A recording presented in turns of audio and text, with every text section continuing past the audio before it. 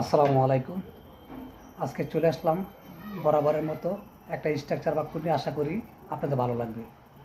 যদি কখনো বলেন আমি যদি আমি যদি একটি হুন্ডার পেতাম, বা আমি যদি একটি বাড়ি পেতাম, বা আমি যদি একটি গাড়ি পেতাম, আমি যদি একটি কলম পেতাম, এরকম শত শত বাক্য নিজেই তৈরি করুন, স্ট্রাকচার ফলো করুন। স্ক্রিনটাকে লক্ষ্য করুন। Structure: if I could plus have plus যা পেতাম তা প্লাস এক্সটেনশন। আমি যদি গাড়িটি পেতাম, if I could have the car. আমি যদি কলমটি পেতাম, if I could have the pen.